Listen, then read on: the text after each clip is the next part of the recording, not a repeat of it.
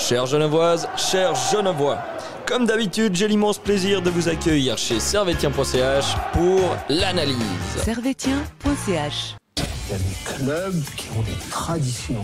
Manchester United, le Real de Madrid, le... FC Servette FC déjà, parce qu'il y a beaucoup de gens qui disent FC Servette, mais... Merci beaucoup Anthony, vous laissez aller au vestiaire. Voilà ce qu'on pouvait dire ici depuis les Charmières.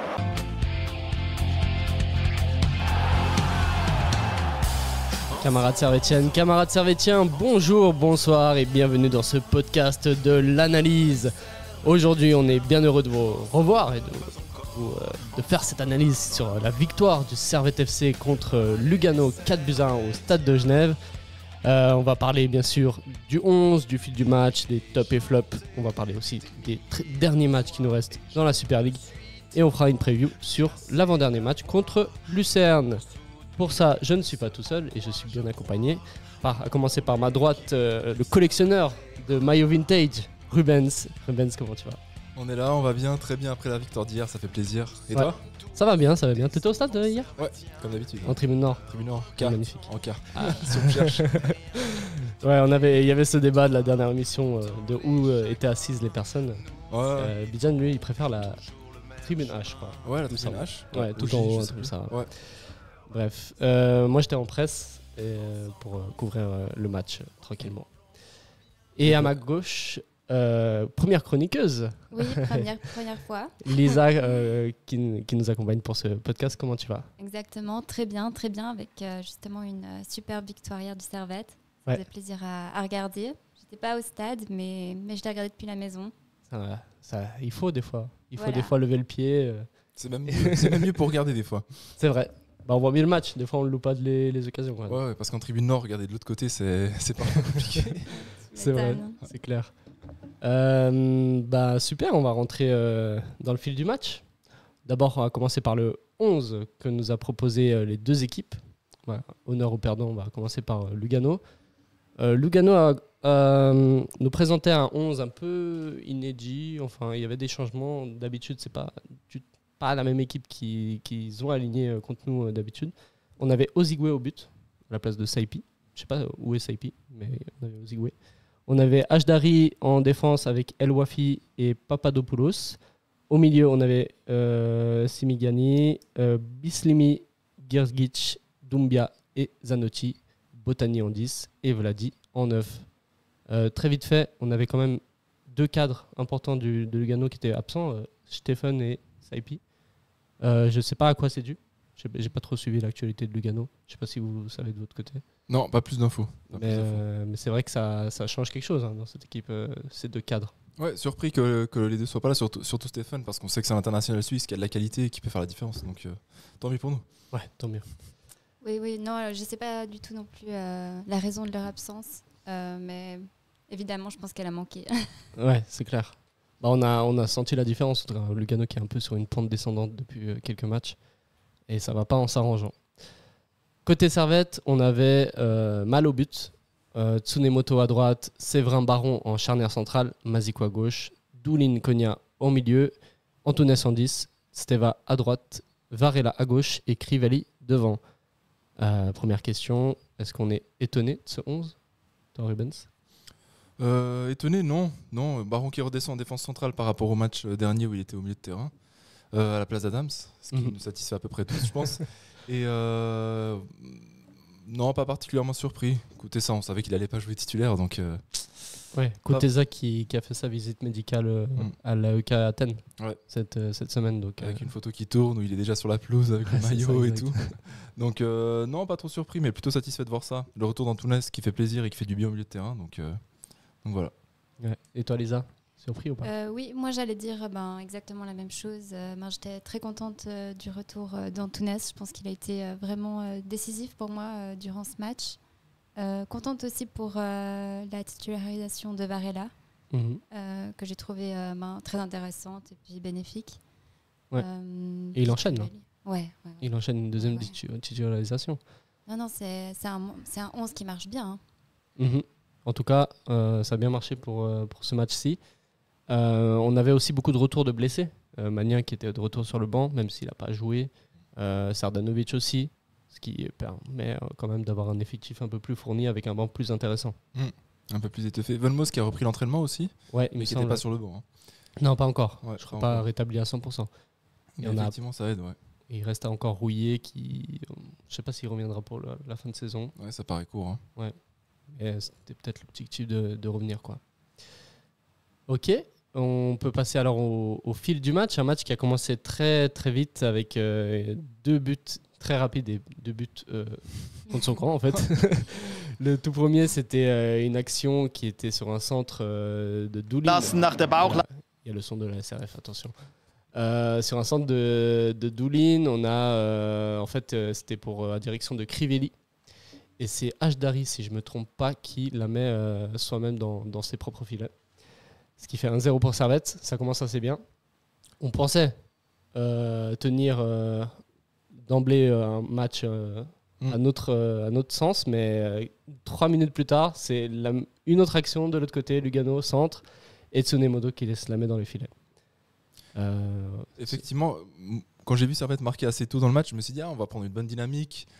Ça va lancer, d'une bonne manière Lancer les la choses. machine, ouais.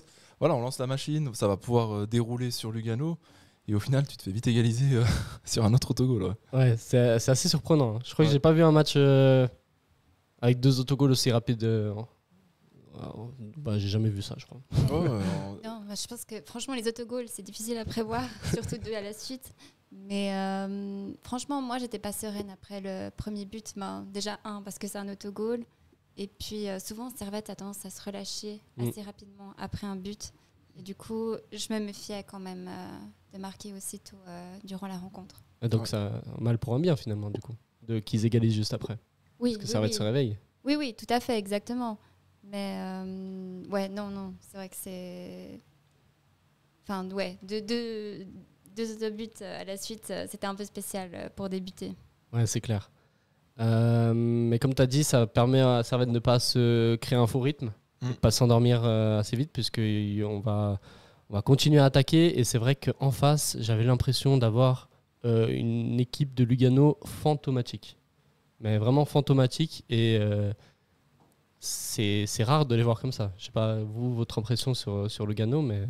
Effectivement, en tout cas, durant les 20 premières minutes, j'ai l'impression qu'ils ont un peu plus le ballon, mais ils ont du mal à se créer des occasions, des situations, et ça se voit que ça manque de qualité et de créativité devant, et c'est là que tu vois que Stéphane, il manque finalement à cette équipe. Tant mieux pour nous. Hein.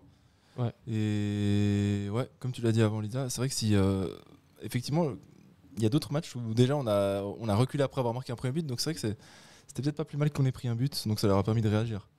Surtout qu'on n'avait pas un grand Lugano en face, donc ça permet de bien reprendre les choses finalement. Ouais. Croci Torti qui avait dit en conférence d'après-match que son équipe, elle faisait trop de mauvais choix, trop de passes ratées, pas assez d'intensité.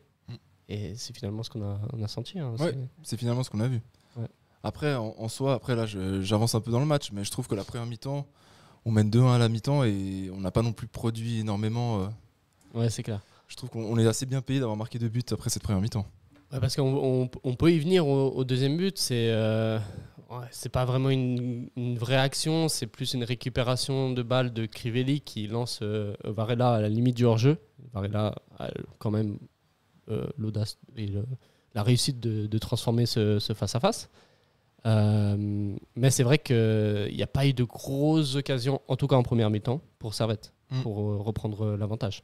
Ouais, effectivement, c'est ce que je disais avant. On est assez bien payé, on n'a pas eu beaucoup d'occasions, enfin pas d'occasions à part ces 2 situations-là, et finalement on mène 2-1 à la mi-temps. Et c'est vrai que là, en plus sur ce but de Varela, j'avais même peur qu'il soit hors-jeu en direct en tout cas. Ouais, c'était j'ai limite. pensé aussi qu'il était hors-jeu, ouais. En tout cas, vu depuis la tribune nord, il y a les joueurs de Lugano qui lèvent le bras, qui demandent hors-jeu, et je me suis dit, je vais même pas fêter le but, on sait jamais. À tout moment, ça peut être annulé. Ouais, vois, donc, et comment vous l'avez trouvé Varela en première mi-temps? Bon, il fait quelques percées intéressantes. Après, moi j'ai trouvé que c'est vraiment le milieu qui apportait le danger, surtout en fin de première mi-temps et à la deuxième, notamment avec Antunes. Je trouve qu'il a vraiment fait un gros travail de récupération de balles. Konya aussi, Stefanovic, puis qui permettent des joueurs comme Varela ou Stefanovic lui-même, qui fait tout lui-même au fin de compte, pour marquer.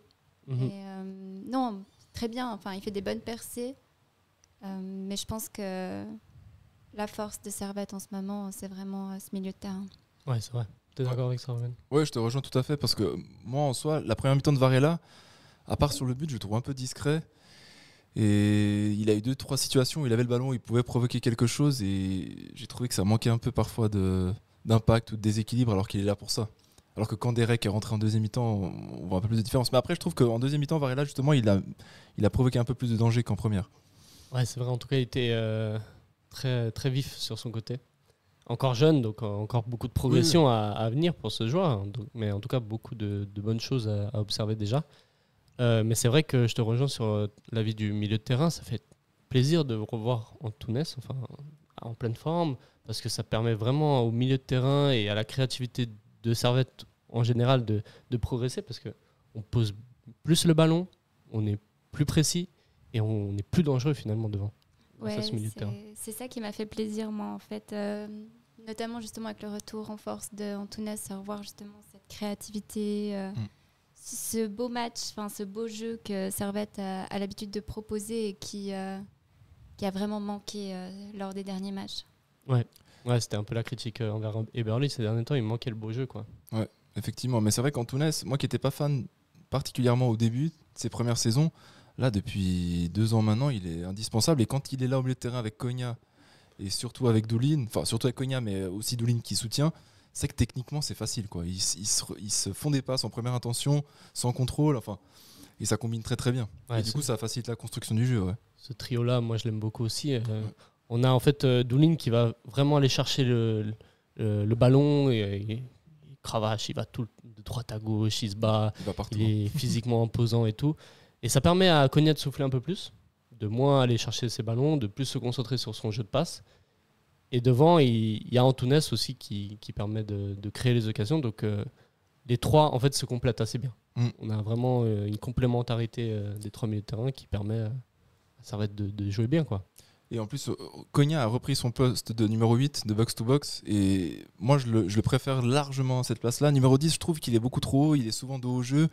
Il a du mal à tenir un peu les chocs physiques et à se retourner. Alors qu'Antunes, il le fait parfaitement, ça. Ouais. Donc le revoir à sa place de numéro 8, vraiment, c'est... Je le mettrais plus numéro 10 en tout cas. Enfin, si c'était moi l'entraîneur. Non, je suis d'accord avec toi. En numéro 10, il est un peu plus limité. Mm. Et d'ailleurs, rumeur qui est apparue ces derniers jours à Servette, c'est que Giotto Morandi, du Grasshopper, va signer probablement à Servette. Et lui, c'est un numéro 10. Donc, parfait pour avoir une doublure pour Antunes en cas de blessure, en cas de pépin. Mm. Oui, non, c'est clair que... De toute façon, je pense que tout le monde le sait.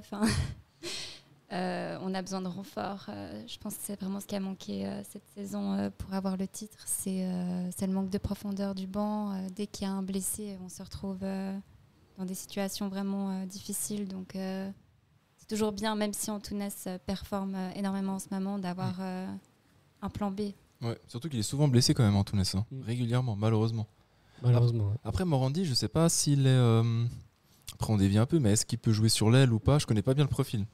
Je connais pas plus que ça. Enfin, je vois les matchs quand il joue contre nous, avec Grasshopper, mais pour moi, c'est vraiment un pur 10. Après, j'ai pas regardé tous les matchs de Grasshopper pour voir s'il jouait sur l'aile, mais en tout cas, ouais. C'est un bon meneur de jeu, quoi, avancé. Ouais. On aura l'occasion de voir. Ouais, possiblement, ouais, effectivement. En tout cas, Servette rentre 2-1 à la pause avec l'avantage. Ça fait plaisir. Mais moi, en tout cas, à la mi-temps, j'étais pas 100% confiant sur la suite du match. Ouais. Parce qu'on connaît Servette. On sait qu'avec un seul but d'avance, si on ne tue pas le match, on se prend un petit but derrière et puis voilà, on se complique la tâche tout seul. Surtout qu'on sait que Croci Torti, si je prononce bien son nom, ouais. Et il fait souvent des changements à la mi-temps. Ouais. Et du coup, ça m'aurait pas surpris qu'il fasse rentrer 2 mecs à la mi-temps et qu'il bouscule un peu le match. Ce qu'il a déjà fait ici au stade de Genève et qu'il leur avait permis de revenir une fois quand le stade était à moitié vide parce qu'ils avaient fermé la tribune nord. Je me souviens, c'était en décembre ça. Ouais, on menait 2-0. Ouais. Et il a fait 2 ou 3 changements à la mi-temps et ils sont revenus finalement. Donc effectivement, j'étais pas très serein non plus. Surtout qu'on n'avait pas énormément produit en première mi-temps. Ouais, non, la même chose. Pas sereine, 2-1 contre Lugano. Je m'attendais à une offensive de Lugano en deuxième période. Mhm. Comment dire ça, Un allant, quoi, un allant offensif, quoi. voilà, une reprise de leurs moyens. Mais heureusement pour nous, c'est Heureusement. pas le cas. Bon, il y a eu quand même des occasions, déjà de notre part, qui ont été ratées. Et ensuite, du côté de Lugano, en deuxième mi-temps, où ils sont pas loin non plus d'égaliser sur les quelques actions de jeu qu'ils obtiennent. Ils sont pas loin. Mm. Et si nous, on tue pas le match, ils peuvent revenir, quoi. Ils peuvent revenir. Après, je trouve que les deux équipes, et surtout nous, on a réussi à être un peu plus dangereux. Même Varela, en début de deuxième mi-temps, là, il fait une percée sur la gauche, il élimine le défenseur et après, il tire du gauche sur le gardien. Mais c'est juste avant la... Ouais. Je pense que c'est de la 47e, quelque chose comme ça. Donc... Ouais, c'était en début de deuxième mi-temps. Voilà, c'est là. Ouais. Donc il perd sur la gauche. Et moi, c'est ça que j'attends de lui, finalement. Après, il est encore jeune, je lui demande pas d'être décisif sur chaque action, mais c'est de provoquer du déséquilibre et qu'on ait des situations. Ouais, ils étaient assez dépassés, les défenseurs de Lugano, sur les ailes en tout cas. De là où venait le plus le danger pour Servette. Enfin, pour Lugano, de la part de Servette. Après, est-ce qu'il joue souvent à 5 en défense ou à 3? Ça dépend comment on veut l'interpréter. Mais d'après mes souvenirs, il jouait surtout à 4 quand même, non? Bonne question. Je Bonne crois. question. En tout cas, quand on a gagné 3-0 ici, Il joue à 4 il jouait à 4 parce qu'il y avait un arrière droit qui était remplaçant et qui avait fait un très bon match. C'est Je possible. me rappelle. On l'avait relevé avec Bijan. Je crois que c'est pas la première fois qu'il joue à 3 derrière. Ouais, ils donc sont- ils ont peut-être des. Peut-être 2 formations où ils alternent. Ouais, parce que je m'étais posé la question, est-ce que c'est à cause du système qu'ils étaient parfois un peu Peut-être. déséquilibrés ou quoi? Peut-être. En tout cas, Servette va faire des changements en premier, avec l'entrée de Kuteza, justement. Tu en avais parlé à la place de Varela. Et une bonne entrée de Kuteza qui est pas loin de marquer un superbe but. Dès l'entrée en plus. Dès l'entrée, celle-ci, c'est sa classique. Ouais, Il la était classique. pas loin de Hein. rentrer. Hein. Lucarne Ouais. opposé. En plus, cette fois, il n'est pas rentré à la 88e. Ouais. Donc il a eu le temps de s'exprimer. Ouais, exactement. Et puis, il va apporter du danger à tel point que, je sais pas si... Ouais, là, il y a aussi l'entrée de Guimeno. Donc, il y a Kuteza qui emmène le ballon pour Guimeno, qui est pas loin de marquer une première occasion. Ensuite, je crois qu'il y a une autre occasion où on tergiverse un peu devant les buts. Je crois pas que c'est dans le replay, mais on tergiverse un peu devant les buts où Konya se retrouve devant le gardien et tire sur un défenseur. Ouais. Mais... voilà, on tue pas le match et juste après, il y a l'action où Mal sort un arrêt réflexe Avec un ballon dévié en plus. avec un ballon dévié. Mm. Et ça, en fait, c'est totalement le truc qui aurait pu se passer, c'est qu'ils égalisent alors que nous, on avait plein d'occasions. Alors qu'on était dangereux à de nombreuses reprises. Ouais. Ouais, tout à fait. Moi, je trouve que c'est vraiment un gardien formidable avec des réflexes assez incroyables parce qu'il le prend même pas. Il est pris à contre-pied. Ouais, à contre-pied. Et ouais, il le sort des bouts des doigts. Et je me dis, c'est vraiment une qualité chez un gardien vraiment exceptionnelle. Ouais. J'ai rarement vu ça, en tout cas en championnat suisse. Ouais, super gardien, Joël Mal. Je Donc, me suis même dit que si Frick il était à 100%, pour moi, Mal est tellement bon que je me poserais même plus la question. Après, Ouais, Frick revient de blessure, donc c'est un autre contexte, mais Mal est tellement bon actuellement qu'il n'y a pas à se poser de questions là. c'est ça. En tout cas, pour moi, je l'ai toujours dit, mais je préfère Joël Mal à Jérémy Frick. Ouais, moi aussi. Si les deux sont à 100%, bien sûr. Mm. Après, comme Frick est le capitaine, malheureusement, après, heureusement, ça a du poids et du coup, tu peux pas laisser le capitaine non plus sur le banc toute la saison. Mhm. Oui, ça c'est vrai que c'est un vrai enjeu. Après, du coup, est-ce qu'il ne faudrait pas nommer un autre capitaine dans ce cas-là? C'est vrai, il y a Steve Rouillet qui est vice-capitaine et qui a été majoritairement capitaine cette saison, je pense, avec l'absence de Frick à beaucoup de matchs. Donc oui. Après, je ne sais pas comment ça marche à Servette. C'est une longévité qui prime ou c'est vraiment le leadership. Leader, ouais. Non, je pense qu'il y a un peu des deux, parce que c'est vrai que Frick, il a l'air assez quand même... Tu vois, Konya, il est actuellement capitaine parce qu'il est là depuis longtemps, mais il n'a pas l'air non plus... Ça n'a pas l'air d'être un gros leader dans le caractère ou... Mhm. Après, j'en sais rien, on n'est pas dans le vestiaire, hein, mais il y a sûrement des deux, ouais. Donc effectivement, Mal, pour en revenir à l'action, il fait une grosse parade. Hein, Ouais, pour le coup. grosse parade. Il en refait une un peu plus tard aussi. 3, il me semble, même. Hein. Moi, Ouais, j'en ai noté 3. il en fait pas mal quand même, ouais. En tout cas, il en Ouais. arrête une un peu plus tard qui repart dans la direction du but et c'est Baron qui la dégage, il Oui. me semble. Sur la ligne, ouais. Ouais. Ouais, il y a eu beaucoup, on s'est fait peur à ce moment-là. Mais là, je crois qu'il y avait déjà encore- 3-1. il y avait déjà 3-1. Je crois qu'il y avait déjà Possible. 3-1. Ouais. En tout cas, le C'est 3-1 arrive justement grâce à la rentrée, le tournant du match, la rentrée de Guillemono, qui va provoquer ce penalty dans la surface.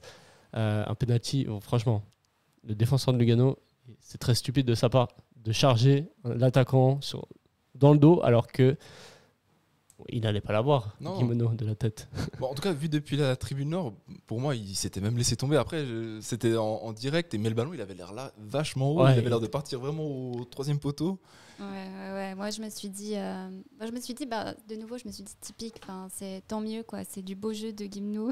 Enfin, C'est c'est vrai sa qu'il est bon, hein, il est spécialité. bon, hein. C'est vrai qu'il est bon pour aller chercher les pénaltys. Ouais. Il fait le job et comme toute l'équipe durant ce match, chacun a fait son travail et je pense que c'est ça qui a payé. Et là, justement, ça fait partie de ses qualités et c'est très bien de l'utiliser. Ma foi, ça fait partie du jeu, quoi. Bien sûr.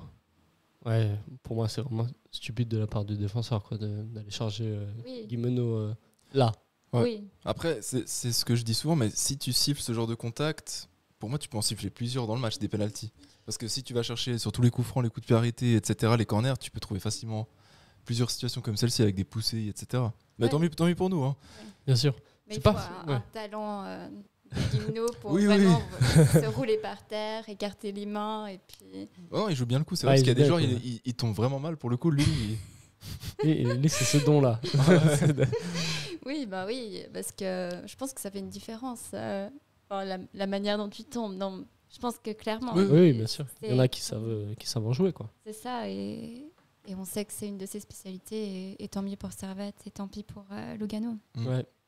Lisa me disait en off qu'elle pensait que Guillemono allait se faire justice lui-même et Ouais, transformer le penalty. je pensais aussi, j'y croyais. En Ouais. plus, enfin ouais, j'y pensais aussi. Et moi, j'avais senti Kuteza. Ah parce ouais que je me suis dit, il est en négociation avec Athènes, il veut faire une bonne impression.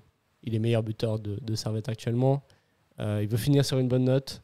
Il veut transformer ce penalty. En plus, quand il est rentré, il a été presque ovationné par le public. Ouais. Donc, je le sentais bien marquer ce penalty. En plus, ça faisait longtemps qu'il ne marquait pas. Ouais, ça C'est fait ça. déjà quelques temps. Hein. Mais c'est vrai que tu fais bien de le relever. J'ai senti qu'il est rentré avec la dalle, ce qu'il n'avait pas. Bon, en tout cas, moins sur ces derniers mois, je trouve.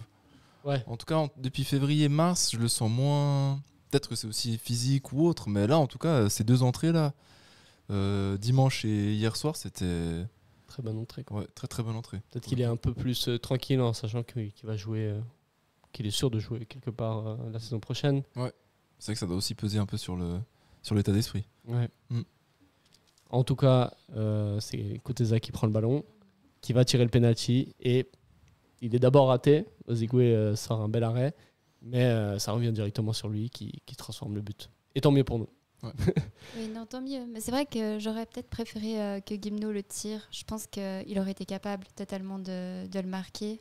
Même s'il n'est pas vraiment en confiance, pour moi, ça aurait été peut-être plus légitime qu'il le marque que Kuteza. Enfin, je trouve que c'était un peu un cadeau comme ça offert. Guillemono entrait en même temps que Kuteza. Ouais. Je pense qu'il aurait pu franchement le transformer. Après, le seul souci, c'est que la dernière fois que ça arrivé, Mais il l'avait raté. il a raté. Donc j'imagine qu'ils ont dû y penser aussi. Et puis Oui. Ouais, vas-y, dis. Non, oui, c'est vrai, mais je pense que ça va pas l'aider en fait, même s'il reste pas au Servette, de rester sur un échec. Enfin, il Ouais. provoque le penalty, il peut le tirer. Enfin, il faut qu'il regagne cette confiance, peu importe dans quel club il va jouer la saison prochaine. Ouais. Bah, c'est ça que je me suis dit, c'est qu'en fait, donner confiance à un joueur, ok, mais dans potentiellement 2 matchs, il joue plus avec Servette. Et donc, pourquoi de redonner confiance à un joueur qui, de toute façon, ne va plus jouer avec Servette? Enfin, au niveau du club, hein. Après, au niveau personnel, Ouais. peut-être que lui, il a besoin de confiance. Mais c'est vrai qu'au niveau du club, voilà, si un joueur, on sait qu'il va partir, en tout cas, on pense qu'il va partir, c'est dur de le remettre en confiance, quoi. Kuteza part aussi, donc... Ouais, oui, bien sûr. Ça, c'est sûr. moi, je ne m'attendais pas du tout à Kuteza, en toute honnêteté. Je me suis dit, c'est Guillemono ou Stefanovic. J'ai pensé à Stevanovic aussi, ouais. Il avait marqué, non, récemment. Ouais, il a tiré un penalty récemment, il me semble. Bah, Je sais à plus la quand, place mais de Guillemono, non, il me semble. Ah non, je je me sais plus. trompe. Mais en tout cas, à Lausanne, Je sais quand on plus. a gagné 1-0, Ouais, c'est lui qui le tire. ouais, il me semble. Hein. Oui. C'était il y a déjà quelques mois. Donc, Ouais, c'est vrai. Il me semble, hein, si je me trompe pas. Ouais, j'aurais dit quelques semaines. Mais non, je pense qu'il aurait vraiment pu le tirer. Mm. Mais Et pour parler du penalty, c'est quelque chose qui ressort assez souvent dans les stats. Les spécialistes des penalties du poste de gardien de but le disent, mais un joueur, quand il croise sa frappe, il a plus de chances de louper le penalty. Ah ouais? Ouais, Je statistiquement. savais pas cette stat. Et les gardiens le savent, tu vois. Et malgré ça, souvent les attaquants, ils continuent de croiser leur frappe, alors que s'ils l'ouvraient, donc soit du côté ouvert, qu'il soit droitier ou gaucher, ou au centre, t'as plus de chances de marquer, statistiquement. Ok, intéressant la stat. Et du coup, j'avais dit à ma copine qui était avec moi, il faut pas qu'il croise. Il l'a croisé, il l'a loupé, malheureusement. En plus, il est pas si mal tiré que ça, mais... Non, mais ouais. Du coup, c'est vrai qu'il va moins au petit filet que s'il n'avait pas croisé, quoi. C'est plus dur à arrêter que... Enfin, si elle était droite et pas croisée. Ouais. Donc il a de la chance qu'elle revienne dessus, parce que s'il loupe le penalty et qu'il marque pas ensuite, on aurait été beaucoup à lui tomber dessus quand même. Ouais. Surtout qu'il n'y a que 2 à ce moment-là. Ouais, mais je trouve que c'est aussi un grand parti de tirer au milieu. Enfin, je vois rarement ça, personnellement. Ouais, bah, Crivelli, pour moi, tire très bien les pénaux parce qu'il le tire en force au milieu. En force au milieu, ça passe. Et en vrai, un gardien qui va la chercher en force au milieu, faut y aller, quoi. Parce que... Après, on se rappelle aussi du penalty de Misha contre Bzen. Ouais. Il y a un peu plus d'un an maintenant où il tire au milieu, mais de manière très, très faible pour le coup. C'est vrai. Mais statistiquement, on marque plus de buts en tirant au milieu que sur le côté. Parce que les gardiens plongent plus qu'ils restent sur place. C'est rare qu'un gardien reste au milieu, effectivement. Parce que même s'il reste au milieu, il a peu de chances de l'arrêter. Ouais. S'il est tiré de manière assez forte. Ouais. En tout cas, 3-1 pour Servette. Ça permet de souffler un peu et ça permet aussi que le match s'ouvre totalement. Parce que Lugano va aller se jeter dans la gueule du loup, à vouloir chercher le 3-2, jusqu'au point où il y a un corner de Lugano, repoussé par Mal. Super sortie. Et là, le travail de Konya, la passe extérieure du pied, elle est magnifique. Ouais, elle est magnifique. Hein. Il est facile. Là, voilà. Steva, finition avec un peu de chance, puisque Ozigwe se trouve quand même sur son arrêt. Mais cette action, ce collectif, là, c'est le beau jeu qu'on a retrouvé. Exactement, ouais, non, ça faisait vraiment plaisir. Et de la qualité technique, ça fait plaisir à voir. Parce que des fois, ça a quand même manqué sur certains matchs. Hein. Ouais. Mais là, les beaux jours reviennent, les pelouses sont en meilleur état. Je pense même les joueurs, psychologiquement, ça doit aussi les aider qu'ils fassent beau. Ouais, donc tout aide à ce que ce soit plus fluide. C'est clair. Ouais, mais du coup, on n'a pas le ralenti de la parade de Mal avec le sauvetage de Baron. Non, je crois pas. Mais on peut que c'était à 3-1. parler, ouais. Mais c'était, je pense que c'était au 3-1. Il le sauve sur la ligne. Ouais. Et après, il y a aussi l'action où Tsunemoto sauve sur le second poteau. Après, il se prend le poteau et puis il y a une petite embrouille parce que Ajdari... Vous avez vu comment cette action, vous? Parce que depuis la tribune nord, on a une perception. Moi, j'ai l'impression qu'il avait fait un malaise. On les voit déplacer Tsunemoto et t'as l'impression qu'il a fait un malaise, qu'ils veulent le mettre de côté. Alors, et en fait, avec le ralenti, tu vois que... Ouais, justement, le ralenti, on voit que Doulin, il veut le mettre sur le terrain pour pas que l'arbitre dise qu'il doit rester dehors et que ça fasse un joueur de moins. Sauf que Ajdari voit ça, du coup il prend Tsunemoto, il essaie de le sortir. Après Guillemeno, il arrive par derrière, il le pousse. Et puis voilà, il a bien fait. Bien sûr. C'est un peu regrettable comme image à regarder. Mais... moi j'aime bien ce genre de truc. Moi ça me gêne pas. C'est un peu d'animosité. Un peu de vice. C'est un peu du sport, quoi. Ouais, bon. Vraiment, ça avait quand même l'air assez violent. Le poteau qui se ramasse. Et puis après, ces histoires. Pour moi, c'était un peu trop. Mais... Oui. Et après, Aydari qui se fait pousser. Et il y a Séverin qui arrive comme d'habitude. Au taquet. Pour les embrouilles. Avec ses grands gestes de la main comme ça. C'était assez intéressant à voir. Mais depuis la zone presse, je vois pas. J'ai l'impression qu'ils s'encoublent sur Tsunemoto et que ça s'embrouille, mais j'avais pas trop compris pourquoi. En direct, c'était compliqué. En plus, comme j'ai dit, Tsunemoto, j'ai l'impression qu'il le bougeait pour le mettre de côté parce qu'il avait fait un malaise ou quoi. Et parce qu'il avait l'air tout lâche, en fait, ses jambes étaient toutes. Et en fait, c'est après avec le ralenti que tu comprends finalement. C'était juste pour le remettre sur le terrain, pour perdre du temps un peu. C'est ça. Ouais. En tout cas, Servette s'impose magnifiquement 4-1. Ça fait longtemps qu'on n'avait pas marqué autant. Il me semble, en tout cas. Ouais, ça date. Hein. Écoute, on avait gagné 3-0 contre Lugano ici. C'était, je crois, novembre ou décembre. 3 buts d'écart, Lugano. Mais 3 buts d'écart, 4 mais buts depuis... marqués. À part en coupe, mais... ça date. Hein. On va vérifier ça en direct. J'ai pas souvenir.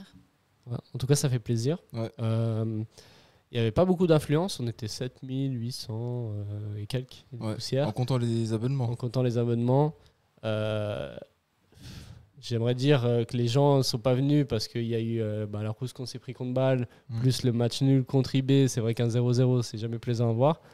Et ils ont eu tort parce qu'ils ne sont pas venus contre Lugano et c'était le meilleur match qu'ils ont loupé. Depuis un moment. Écoute, j'ai vérifié du coup, la dernière victoire avec 3 buts d'écart, c'est contre Lugano le 1er décembre. Ouais. Et depuis. Il n'y a pas Sion qu'on met 4-1 Non. Non. Non. Ou là on met 3-0, je sais plus. Peut-être c'était encore avant. J'aurais dit 3-0 aussi. Ouais, peut-être en début de saison, je sais plus. 3-0, ouais. 3-0 le 19 octobre, tu vois. Ouais, voilà. Ça remonte, hein. Mais ça remonte. 4 buts, du coup, je pense que cette saison, on n'a pas marqué 4 buts sur un match. Hein. Voilà. Mais c'était un super match. Ah oui, là, contre Bernay, on avait gagné 7-1. Ouais, à part en coupe. Ouais, à part en coupe, mais ça compte pas les premiers tours de coupe. Donc effectivement, du coup, je pense qu'on devait être, sans les abonnés, on devait être en 6 et 7 000, hein, je pense. Après, c'est un jeudi soir aussi, il y a des gens, ça les motive moins malheureusement. Après, à Genève, on cherche toujours des excuses. Hein. Ouais. Oui, c'est un jeudi soir. Oui, il fait beau, on préfère aller au lac. Ouais. Non, il fait moche, on préfère rester chez nous. Ouais. Toujours des excuses pour tout en fait. Et j'ai l'impression que ceux qui suivent moins le championnat suisse, Lugano, ça parle moins que Young Boys. Ouais. Même si c'est une grosse équipe. Hein. Mais c'est vrai que contre Lugano, j'ai jamais vu vraiment le stade bien rempli. À part la coupe, on joue en demi. Ouais. Mais sinon, les matchs contre Lugano, c'est rarement plein. Ouais. Pourtant, c'est un vrai gros concurrent, sportivement. Mais c'est vrai que ça parle peut-être moins aux gens. Ça parle moins que Lausanne, IB et Bâle, quoi. Ouais, voilà, c'est ça. Ou Sion aussi. Ouais. Sion, ouais. Ouais, c'est clair. En tout cas, 3 points. On va parler ensuite du classement. Mais je pense que là, on peut parler des tops et des flops, des performances individuelles. Ça va? Yes. Our jingle. Because we're gonna play football.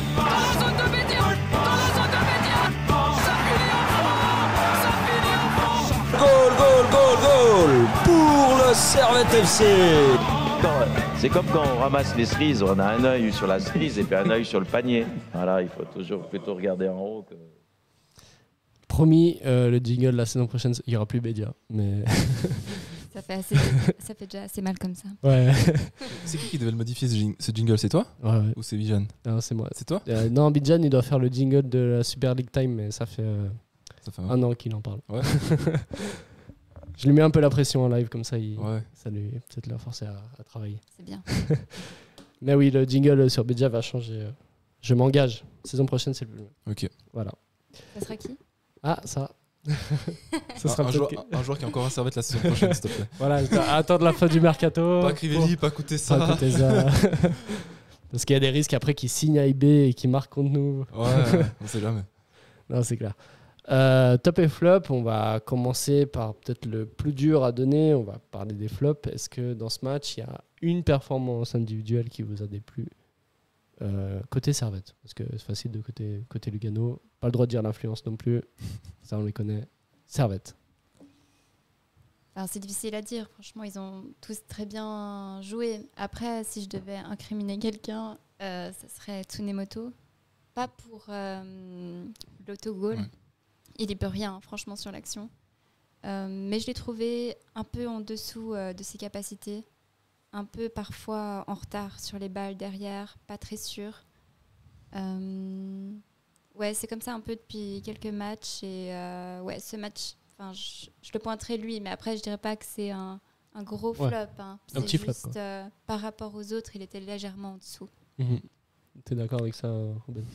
J'ai pas envie d'utiliser le terme flop parce que j'ai pas trouvé mauvais non plus, mais je trouve moins convaincant cette année. Mais ça va se demander s'il était pas en sur-régime la saison passée. Hein. Ouais, c'est une question qu'on se pose. C'est vrai que la saison passée, il performait, il surperformait peut-être. Ouais, il était excellent. Et là, il est un peu... Et c'est régulier cette saison, c'est ça le problème, c'est qu'il est vraiment très moyen cette saison. Après, j'ai pas envie de dire qu'il est mauvais ou flop, parce que moi, je mets personne dans les flops. J'arrive pas. Sur le match d'hier, j'arrive pas. Même pas Eberly. Hein. Même pas Eberly. Je suis pas un gros fan d'Eberly, mais même hier, j'ai rien à lui reprocher en particulier. Ouais. Pour Tsunemoto, il y a aussi peut-être l'explication que j'ai déjà ressortie, mais là je le ressors, c'est que la saison passée, c'est Weiler le coach. C'est lui qui va le chercher au Japon. C'est lui qui l'a déjà coaché, donc il sait comment il joue. Et Tsunemoto se sent à l'aise et a de l'importance dans l'effectif grâce à Weiler. Là, le coach change. Il a peut-être moins d'affinité avec le coach. Il a aussi peut-être Le coach a peut-être aussi une autre structure de jeu que Weiler qui ne correspond pas à Tsunemoto.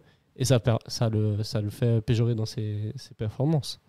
Ouais, non, tout à fait. Je pense que ça peut expliquer beaucoup de choses, hein, mais je trouve que c'est assez dommage pour Tsunemoto, ou aussi notamment Gimno, cette perte peut-être de confiance ou dans le coach. Je pense que c'est des choses qui devraient être résolues en interne.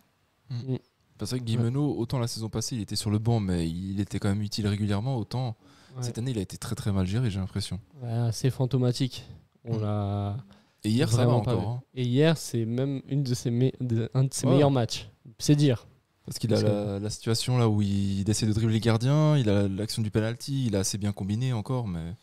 Je trouve très intéressant l'impact psychologique que ça peut avoir, justement, où on se dit « Ah non, Gimno, il peut pas tirer le penalty parce qu'il n'est pas en confiance. » Je me demande s'ils peuvent pas faire quelque chose dans ces circonstances, avoir un coach... un psychologue, quoi. Ouais, un psychologue. Parce que je me dis, s'il y a des problèmes de confiance comme ça pourrait résoudre des choses. Hein. Ça se fait dans beaucoup de sports, mais j'ai l'impression qu'au football, c'est encore un peu négligé. tabou. Et pas tous les joueurs ont une mentalité en acier pour surmonter les critiques ou les mauvaises performances.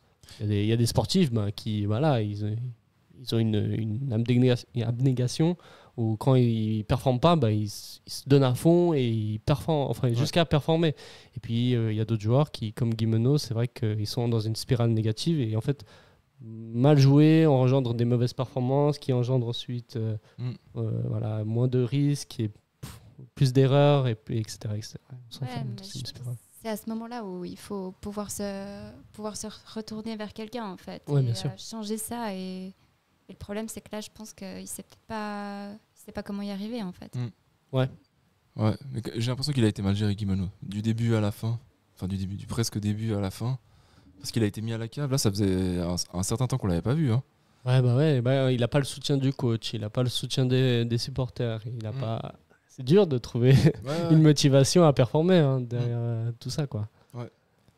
C'est sûr. Et je sais pas si entre coéquipiers, je sais pas sa place dans le vestiaire non plus. Ça peut changer aussi. Ça peut... En tout cas, ils ont l'air de se soutenir parce que quand il avait été sifflé, quand il était sorti après avoir loupé le penalty, les joueurs étaient même pas venus saluer le public. Donc, ils doivent quand même être bien solidaires entre eux. Oui, au moins un soutien de coéquipiers, quoi. Je trouve que c'était un joli geste pour le soutenir, justement. Donc, on aurait pu espérer que ça lui redonne un peu confiance, mais malheureusement, ça n'a pas suffi. Autre flop, toi, tu as dit que tu voulais pas en sortir un. J'ai une décision par rapport à l'attribution du trophée d'homme du match, mais qui a été donné à Varela. Voilà, c'est ça, j'aurais donné à quelqu'un. Mais en vrai, j'ai pas de flop sur ce match. Ils ont tous fait leur match, même Mazikou, même Tsunemoto qui est un peu en dessous. Mazikou, 2-3 passes ratées. Ouais, 2-3 passes ratées, mais qui sont assez flagrantes. Il a déjà fait de meilleurs matchs, mais flop, c'est un mot fort. Je trouve, bien sûr. Donc, pour ma part, j'ai pas de flop. Pas de flop, ok. Et toi, Lucas ? Moi, je dirais l'autre latéral, Mazikou, qui a. C'est pas un flop, il a fait son match et un plutôt bon match, mais c'est vrai que si on doit ressortir des erreurs techniques, c'est lui qui en a le plus fait, je pense. Des passes assez flagrantes. J'ai deux situations. En fait, on est bloc haut contre Lugano qui défend dans sa zone dans les 16 mètres. On essaie de faire tourner le ballon et Mazikou, à 2 reprises, rate complètement sa passe. Ça crée une contre-attaque qui, heureusement, n'a rien donné. Mais ça peut engendrer quelque chose. Et donc, je le mettrais dans un flop, mais c'est pas vraiment un flop. C'est un petit flop. Voilà. C'est dur de sortir un flop à un 4-1 où tout le monde a bien joué. Ouais. Voilà, il faut en sortir. Voilà. On va parler des tops maintenant. Est-ce que vous en avez un seul? Comme ça, les autres ont aussi le choix. C'est vrai que c'est encore plus difficile, je trouve, que les flops. Mais pour moi, c'est Antunes. Antunes, par sa créativité, pour moi, il a rapporté quelque chose dans le jeu servétien qui m'a beaucoup plu. Et j'ai vu une nette différence depuis son retour en force. Et sur ce match-là, je trouve que ça a été flagrant. Et donc, pour moi, ça serait vraiment le top de ce match. Et pour moi, ça aurait été l'homme du match. Ok, ouais. Il était bon, Antunes. Ouais, effectivement. Il a très bien combiné. Il a fait un très bon match, ouais. Je suis d'accord avec toi. T'as Moi, un- moi, j'aurais mis Cogna. Ouais. Par toutes ses combinaisons, son activité, il a pas arrêté du début à la fin. Et j'ai l'impression d'avoir vu que lui durant le match. Après, je sais pas si tout le monde avait cette impression-là, mais j'ai l'impression d'avoir vu que lui. Il Ouais, était c'était sur toutes incroyable. les actions. Et du coup, c'est dommage qu'il soit pas l'homme du match parce vu qu'il marque pas, vu qu'il fait peu de passes décisives, enfin, on en parle moins alors qu'il est essentiel au jeu de l'équipe, quoi. Ouais, il fait un match de l'ombre. Mm. On le voit moins parce qu'il est pas dans les dernières actions. Bon, dans le troisième, quatrième, Ouais, quatrième minute, ouais, il fait la passe. c'est ouais, sa il fait passe. la passe, ouais. Mais c'est vrai que dans ce match, il était partout, quoi. Vraiment un gros match. Ouais, je comprends le top, je comprends les deux tops. Et moi, je mettrais en troisième top Joël Mal, qui, encore une fois, sort un superbe match. Il n'y peut rien sur l'autogol de Tsunemoto. Ça, on peut pas le blâmer. Mais il fait des arrêts qui, franchement, nous permettent de gagner le match. Parce que, comme on a vu, s'il ne sort pas le ballon dévié de Tsunemoto sur une contre-attaque de Lugano, il y a 2-2. Ouais. Et Servette à 2-2 à la 79e, je ne sais pas s'il gagne 4-2. Enfin, s'il gagne 4-1 ou 4-1, s'il gagne le match. Ouais. Donc voilà, super performance. Il a déjà été homme du match contre IB. Ouais. Il enchaîne les bonnes performances et pour moi, ça montre l'impact du joueur, quoi. Ouais. Non, je trouve que c'est bien qu'on ait 3 tops différents. Ça veut Ouais. dire qu'il y a une performance collective. Ouais, ouais. Après, on peut en sortir d'autres aussi. Tu as parlé de Doulin avant, qui a Doulin, une grosse incroyable. activité aussi. Stevanovic, super match mais aussi. qui est toujours bon, en fait. Enfin, j'ai l'impression qu'il est toujours bon, donc ça comment dire ça l'aide pas. On oublie, ouais. C'est devenu du standard. Alors à une époque, c'était interdit de le mettre en top parce que Ouais. c'était le choix trop facile, en fait. En fait, Il fallait chercher autre chose. Il combine toujours bien, il prend toujours les bonnes décisions. J'ai l'impression qu'à chaque fois qu'il a le ballon, il fait toujours la chose qu'il faut faire. Ouais. La chose correcte, finalement. Crivelli dans son jeu de déviation, Ouais. super aussi. Il a provoqué le premier but. Je voulais aussi parler de C'est Crivelli. assez- Parce qu'il provoque le premier but, il fait la passe aussi à Varela sur le deuxième. Mhm. Grosse activité aussi, gros pressing. Il combine bien. Après, il y a des petites fautes techniques de temps en temps, mais moi, il va me manquer la saison prochaine, personnellement. Ouais. Oui, ça Ouais, fait c'est peur. clair. Ouais, non, je trouve qu'il est aussi très décisif par sa puissance aussi. Ce qui manque, je trouve, souvent au Grenat, c'est ce gabarit aussi. Ouais. Face aux autres équipes, on a plutôt, je trouve, des petits gabarits. Et dans un championnat comme la Super League ou la Coupe européenne, parfois ça peut être dangereux d'avoir Des joueurs un peu, Ouais, des joueurs un peu plus frêles. Ouais, un peu plus frêles, exactement. Ouais, il est solide. Donc, il faut aussi le relever. Il fait toujours ses matchs. Après, je l'adore. C'est un de mes joueurs préférés, vraiment ever, je pense, Servette. Ah ouais? Ouais, je pense. Parce que j'adore en fait son activité. Et il a un côté un peu nonchalant comme ça. Il aime bien aller au duel. Provocateur aussi, mais après, c'est pas le plus grand buteur. Il a pas le plus grand sens du but. Mais en tout cas, dans son activité, vraiment, j'adore. C'est un pivot, quoi. Ouais, c'est un pivot. Mais après, il y a des pivots qui ont un excellent sens du but aussi. Aussi, ouais. Alors que Ndoye, dans les combinaisons, il Non, n'arrive pas à la cheville de Crivelli. Mais dans la surface, j'ai l'impression qu'il sent mieux les coups, finalement. Ouais, Ndoye, c'est plus un vrai neuf buteur, juste dans l'instinct buteur. Ouais. C'est vrai que techniquement, il est très limité dans les passes, dans les contrôles. Ouais, les remises. Dans les remises. À chaque fois qu'il faut combiner avec lui, c'est compliqué. Ouais. Mais dans la finition, il n'y a rien à redire. Ouais. Il est toujours dans les 5 derniers mètres. C'est un renard des surfaces, comme on connaît bien, quoi. Après, Crivelli a tellement d'activités que j'imagine que ça peut aussi péjorer sa lucidité ensuite dans les derniers mètres. Donc, possible. Ça, malheureusement, ça. Oui, il n'a jamais été un grand buteur dans ses anciens clubs non plus. Donc, Ouais. c'est vraiment son style de jeu. Non, je pense qu'il va beaucoup manquer ce côté piquant, dangereux, qui fait peur aux adversaires aussi. Ça a un impact. Et, ça impose plus le respect que d'autres joueurs qu'on pourrait mettre à sa place, quoi. Exactement. Donc, il faudra trouver un bon remplaçant. Ça, c'est c'est un message subliminal pour Weiler. Ouais, qu'il y aurait des pistes au Japon, visiblement. Il aurait 2 noms. C'est tout. Mais à voir ce qu'il nous propose. C'est vrai qu'on attend aussi beaucoup de Weiler pour la saison à venir parce qu'il y a beaucoup de promesses comme c'est un directeur sportif qui devait amener des recrues.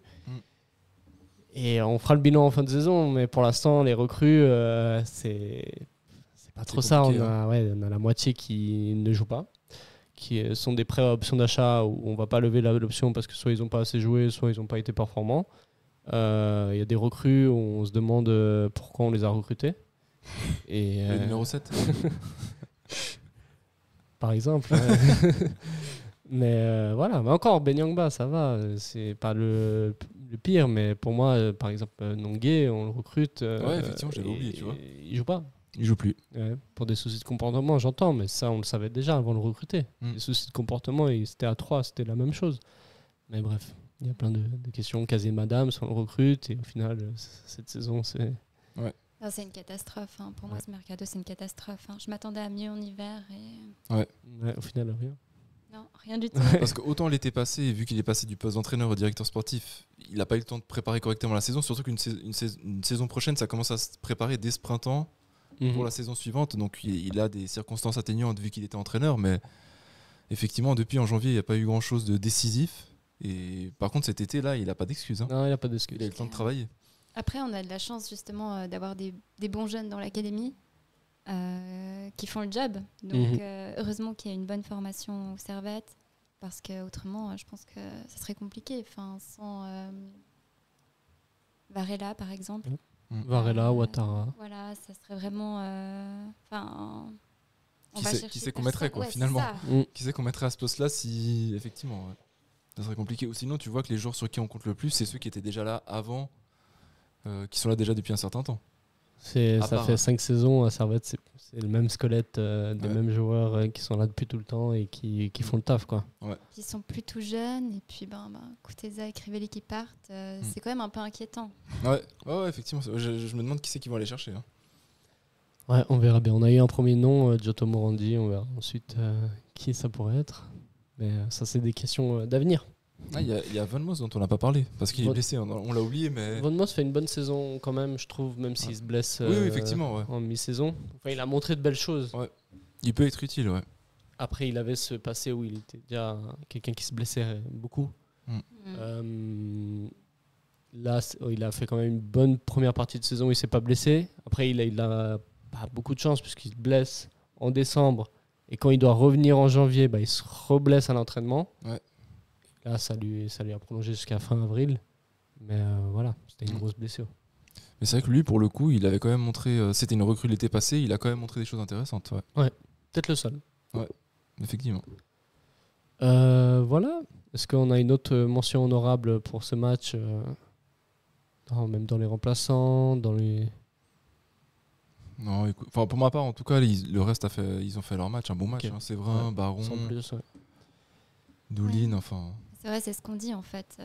On s'habitue aussi à un joli niveau et on a de la peine du coup à les nommer pour leur rappeler, pour rappeler leur performance. Mais c'est vrai qu'ils ont tous fait un très bon match. Ouais. Alors on va passer au classement. La première place, on la connaît déjà, c'est le FC Bâle avec 70 points, 11 points d'avance et assuré d'être champion.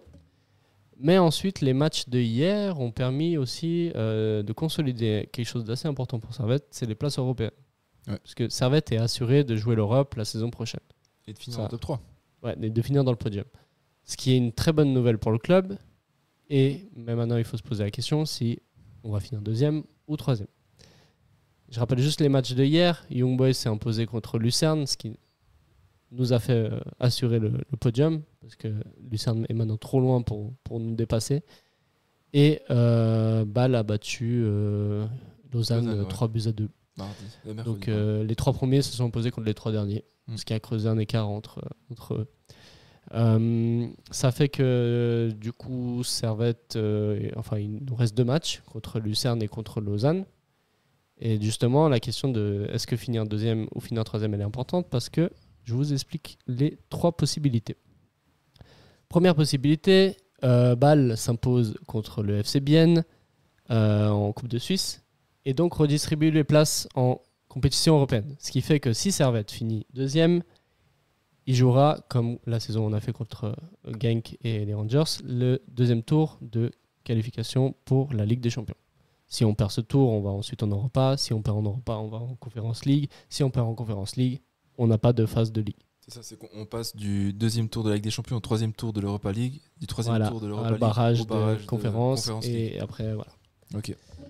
Alors que si on passe un seul de ces tours-là, on est assuré au moins la phase de groupe de Conference League. C'est ça. Ouais. Voilà. Si on finit troisième, par contre, la place du vainqueur de Coupe de Suisse est donnée au troisième et non plus au vainqueur de la Coupe de Suisse. Et donc, le troisième joue le troisième tour d'Europa League. Donc, il est assuré... Non, il joue les barrages d'Europa League, pardon. Donc, il est assuré de jouer une phase de Ligue européenne. Donc, s'il gagne, il joue en Europa. S'il perd, il joue en conférence. Si Bienne gagne, qui est la dernière possibilité, on ne sait pas par quel miracle, hein. Ils ont battu Young Boys, ils ont battu Lugano, mais s'ils gagnent la Coupe de Suisse, cette troisième place, elle est plus trop avantageuse, puisqu'en fait, on jouera le deuxième tour d'Europa, et ensuite le troisième tour d'Europa, ensuite le barrage de conférence, un peu comme si on était fini deuxième, mais qu'on avait déjà perdu un match aller-retour. Ok. Donc la question, c'est est-ce qu'on vaut mieux tout miser, enfin tout donner et assurer la deuxième place, et voilà, on verra bien si on gagne une double confrontation, on jouera l'Europe, ou alors espérer que Bâle va gagner la Coupe de Suisse parce qu'ils sont quand même nettement favoris, et lâcher un peu le pied, laisser Young Boys passer et assurer une phase de ligue pour l'Europe. Bon, Bâle, ils vont gagner la coupe quand même. On sait pas. Avec Shaqiri qui est au-dessus pour le pays, pour le championnat, ça me paraît quand même compliqué qu'ils la perdent. Ouais, elle est tout seul, t'as l'impression qu'il peut la gagner. Donc, c'est jamais bien à réaliser deux exploits. Ils ont battu Young Boys, ils ont battu Lugano. Ouais. Deux sacrées équipes. Hein. C'est une finale, c'est 90 minutes. Comme dirait un certain Mohamed Denis, c'est 11 humains contre 11 humains. Donc... Oui. Et ouais. Thomas Chaka, je pense qu'il ne sera pas là non plus pour du coup la demi-finale. Parce qu'il est suspendu pour ce qu'il avait prononcé pendant la commémoration du titre. Il n'a pas été très correct. Ah ouais, des trucs assez offensants pour Getse. Zurich, je crois, un truc comme ça. Donc ils vont être un peu pénalisés. Mais je sais pas s'il jouait beaucoup, Chaka. Ouais. Je sais pas, j'ai pas suivi l'équipe de balle. Mais il y a Shaqiri toujours. Oui, c'est vrai, c'est vrai. Bon, ouais, moi je suis quand même favorite pour Bienne parce que c'est le underdog. Mais oui, je pense que franchement, sûrement, Bâle va faire le travail et pour moi, Servette doit être deuxième. C'est non négligeable. Ouais. Ok, ouais, donc peu importe l'issue de la finale, Servette deuxième. Tout à fait, ouais. Tout à fait. Peu importe. Et c'est vrai que si Young Boys n'avaient pas marqué à la 91e hier, ils étaient à 4 points et une victoire sur les 2 derniers matchs aurait assuré la deuxième place. Ouais, bien sûr. Ouais. Mais on n'aurait pas assuré, on serait pas assuré de podium parce que Lucerne aurait encore un point, à 6 points de Servette, ils auraient pu gagner 2 matchs, Servette perd les 2. Bref. Après, c'est quoi la différence de but ? Ah ouais. Ouais, donc 8, 7, 7, c'est vrai que c'est proche. Mais en tout cas, voilà, donc pour vous, il faut gagner les 2 prochains matchs. Ouais. Si tu assures déjà un match nul à Lucerne, après, dernier match à la maison contre Lausanne, pour moi, tu dois gagner, quoi. Tu dois gagner, ouais. Dernier match de Kutesa, de Crivelli. Enfin, le stade, il va être bien rempli, je pense. Il va faire beau. Enfin, tout est réuni pour que ça se passe bien. Tu dis une égalisation à Lucerne. Alors, je pense plutôt une victoire, mais oui, ils sont assez redoutables, hein, surtout à la maison. Ouais, c'est vrai. Et puis, Young Boys vont jouer Bâle et Lugano. Et ils reçoivent Bâle. Hein. Et ils reçoivent Bâle. Après, ça dépend comment Bâle va aller à Berne aussi. Ouais, dans quelle optique, finalement. Voilà, c'est ça. C'est que le risque, c'est qu'il ne soit pas en vacances parce qu'ils ont une finale de coupe, mais qu'il soit un peu plus relâché, qu'il fasse tourner l'effectif. Enfin, c'est le risque. C'est clair. Mais ouais. Comment vous voyez cette fin de saison ? Servette, au vu des 3 premiers matchs de Championship, est-ce que Servette va finir deuxième, objectivement, hein, au-delà de l'aspect supporter ? Est-ce que Servette va gagner ces 2 matchs Oui, tout à fait. Franchement, je pense qu'ils vont se faire justice parce que je pense qu'ils auraient quand même presque mérité de gagner ce championnat. C'est vrai qu'ils ont eu des moments un peu compliqués. Mais j'avais beaucoup espoir cette saison pour Servette. Et du coup, là, avec le relan de beaux jeux, de motivation, je pense que franchement, la deuxième place, elle est totalement jouable et puis elle serait justifiée. Ouais, toi, Rubens. Oui, je pense aussi qu'on va assurer la deuxième place. Parce que Young Boys a quand même 2 matchs compliqués. Nous, on va à Lucerne et on reçoit surtout Lausanne nos derniers matchs. Et comme j'ai dit, il y a des joueurs qui vont partir, ils vont vouloir terminer sur une bonne note leur passage à Servette. Donc pour moi, je pense qu'on peut finir deuxième. Ouais. Ouais. Ça serait quand même un peu décevant qu'on finisse 3e alors qu'on a 2 points d'avance, encore un match à domicile. Enfin, pour ma C'est part, je clair. trouverais ça un peu décevant quand même. J'ai l'impression que Lucas, toi, tu veux finir 3e. Ah non, moi j'ai toujours été partisan de la 2e place, même quand il y a eu ce débat il y a 2 ans. Pour moi, en fait, jouer sur les règlements, oui, si on finit 3e, on a au moins on jouera jusqu'en janvier. Pour moi, la performance sportive va au-delà. On doit tout gagner. Donc, si on finit 2e, c'est on mérite de finir 2e, on a gagné. Et puis, on ira se battre pour une place d'Europe. Parce qu'il ne faut pas partir défaitiste en se disant on va perdre les 3 phases d'Europe. Oui, on va jouer la Ligue des Champions. C'est déjà plus que l'Europa League pour moi. C'est déjà plus prestigieux, c'est déjà un truc à rajouter en plus. Et même si on perd en Ligue des Champions, on a 2 autres chances. Oui, et c'est très bien pour l'influence, la billetterie. Justement, on peut espérer. On voit que ça marche. Ouais. Et cette saison, on a joué l'Europe. On a joué. On n'a pas assuré la phase de Ligue, mais on a fait quand même une bonne prestation. On a joué Chelsea, on a joué Braga. On n'a pas eu le meilleur tirage. On a même eu le pire tirage. Mais... le pire tirage sur le tour, le pire possible. Mais voilà, on a quand même vécu quelque chose. Ouais, pour la réputation du club, ou comment dire, pour le canton, pour les petits, j'allais dire, pour les plus jeunes, voir que Servette bat Chelsea, je pense que ça va aussi accroître la popularité du club. Donc, même si on ne va pas en phase de groupe, ça reste quand même des affiches, des matchs qui peuvent marquer certains. Donc, pour moi, je suis de même avec toi, il faut assurer le maximum. Ouais. Et j'ai pour l'instant les prédictions de si on finit 2e, quels adversaires on pourrait rencontrer. On a Pilsen, qu'on a joué en conférence. On a les Rangers, si on veut les retrouver en Ligue des Champions. Et je crois qu'on avait une 3e équipe, si je me rappelle plus trop. C'était. Braga, non ? Non, Braga, ils sont 4e. Il faudrait que je ressorte l'image, mais c'était Panathinaikos. Panathinaikos, voilà. Ouais. Donc, Panathinaikos. Donc voilà, il y en a certains aussi qui disent dans l'argument de finir 3e, voilà, retrouver encore les Rangers, retrouver encore le Pilsen. Pour moi, ça c'est un avis qui ne s'entend pas trop parce que c'est quand même des adversaires qu'on ne croise pas tous les jours. Les Rangers et Pilsen, c'est quand même. Après, Pilsen, ça parle pas forcément aux gens, mais les Rangers, tu sais que le stade il va être bien rempli. Le match, il y a 2 ans, quand on avait fait un ici, un avec le gros but de Koutessa, enfin, le stade était plein, il y avait une bonne ambiance. Ouais. Comme j'ai dit, ça aide à accroître la popularité du club. Donc, et Panathinaikos aussi, ça attire du monde, j'imagine. Enfin, je sais pas si pour le grand public ça parle tant que ça, Panathinaikos. Oui, je sais pas, mais après je trouve que c'est super de pouvoir rejouer contre des équipes dont on a joué il y a 2 ans, ça peut faire une revanche, ça peut être vraiment très intéressant. C'est ça, parce que les jeunes voix ils connaissent pas forcément Pilsen, mais depuis qu'on a eu la double confrontation, maintenant ils connaissent un peu plus. Donc ils savent qui est l'équipe en face. Et c'est vrai qu'après, que tu passes ou pas, dans les différents tours, tu peux avoir une grosse équipe en barrage d'Europa League, pareil en Conference League. Ouais. Après, pour moi, l'objectif, idéalement, ce serait bien qu'on arrive en phase de groupe, quelle que soit la compétition. Mais... il suffit de gagner un match aller-retour. On a eu l'expérience de le faire déjà. Contre Genk, on a gagné l'aller-retour. On n'était pas du tout favori. Et on l'a fait. Donc c'est possible. Faut juste y croire. Surtout que des plus gros clubs que Servette, ces barrages, enfin ces tours préliminaires en plein été contre un petit club suisse pour beaucoup, certains le prennent peut-être de manière un peu plus légère. Ouais, et puis ils n'ont pas fait encore leur mercato. Ouais. Généralement, le championnat suisse, il reprend assez tôt et eux reprennent plus tard. Donc on a déjà quelques matchs dans les jambes. Eux, ils sont encore en sortie de pré-saison. Donc ça peut jouer.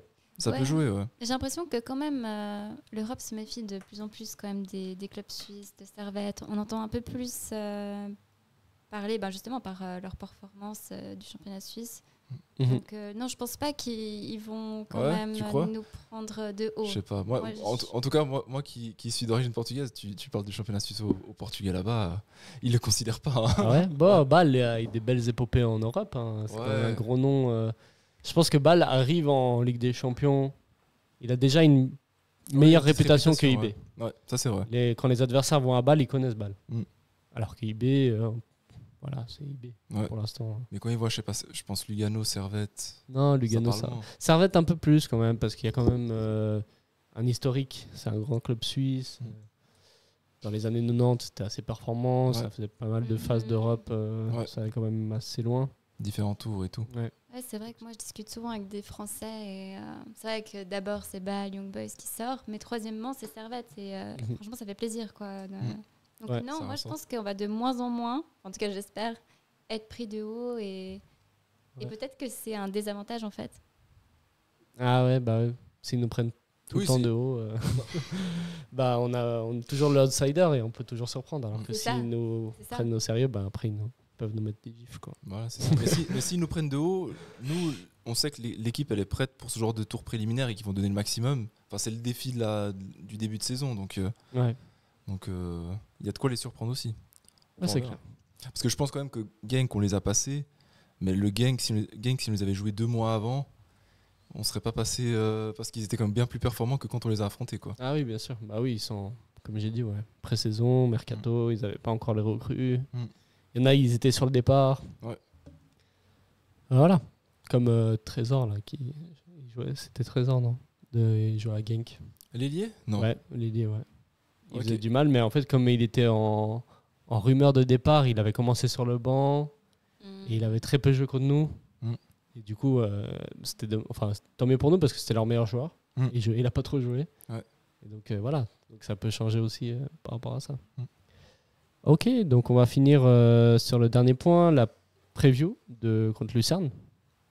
Donc match à la Swiss Sport Arena contre Lucerne le dimanche à 16h15, si je ne me trompe pas. 16h15 ouais. D'habitude c'est 16h30, hein. Mais attends. Ah ouais, 16h30 alors. Ouais, 16h30. Je peux confirmer. Ouais, 16h30. 16h30, ok. Avant-dernier match contre Lucerne. Actuellement, contre Lucerne, on est plutôt sur un bilan positif. On avait fait 2-2 ici à Genève. Là-bas, en début de saison, on avait gagné 2-1. 3-1.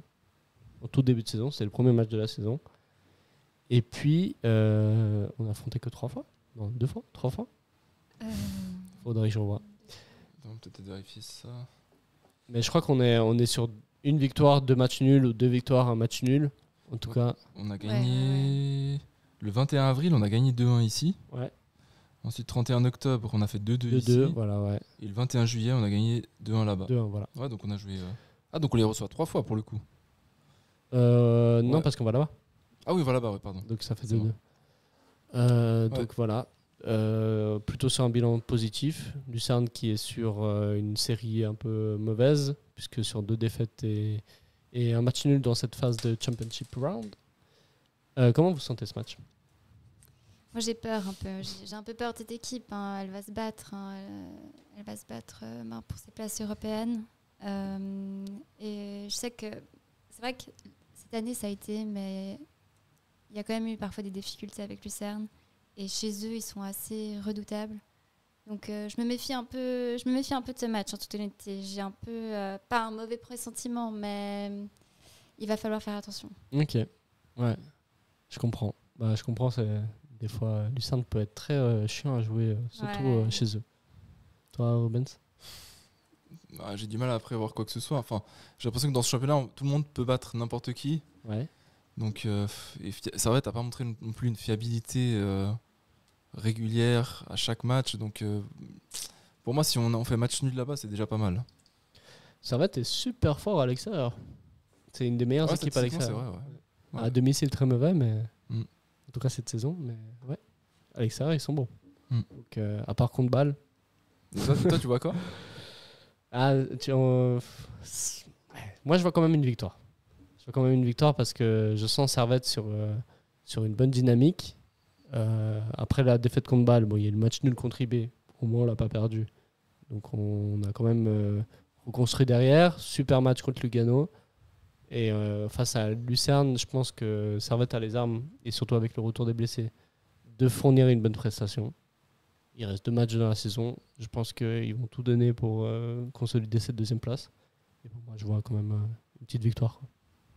Lucerne, ils sont chiants des fois, mais j'ai pas l'impression que c'est l'équipe qui va aussi dicter le jeu. Ou qui va nous surprendre qui va totalement dominer le match et nous surprendre et gagner, dominer totalement le match. C'est plus une équipe qui va profiter des failles et qui va arracher le nul ou qui va créer la sensation sur des non-actions, des erreurs de notre part pour remporter le match. Ouais, ils sont aussi assez forts défensivement. Et par exemple, là, comme un Lugano qui était complètement absent, je pense que ça ne sera pas le cas de Lucerne ce week-end. Donc, je pense que ça sera plus difficile à jouer. Moi, je pense qu'il y aura peut-être une victoire de Servette, mais plus petite, 1-0. Je pense que je miserais sur le 1-0. Ouais, ok. Ouais, on peut passer au prono, comme tu as dit, comme tu as lancé le thème, les pronostics. Donc, tu vois un 1-0. 1-0 pour Servette. Ok. Avec tu veux te risquer pour les buteurs? Enfin, le buteur, du coup. Le buteur, ouais, vas-y, Guimeno. Guimeno? Ah, penalty ou action du jeu? Ah, je vais risquer le penalty. Ok, Ah ouais Ouais. La rédemption. Ouais, ils vont prendre le risque de me faire tirer. Lui. Et toi, Rubens, comment tu vois ce match? Allez, j'ai plus envie de pronostiquer de victoire de Servette parce qu'à chaque fois que je le fais, il gagne pas le match suivant. Donc, Ah ouais. Donc je vais pronostiquer un 1-1. 1-1. Ouais. Ok, un buteur quand même pour Servette. Allez, Crivelli. Ok, ouais, ça sonne bien Crivelli, Lucerne à chaque fois, j'ai l'impression. Ouais.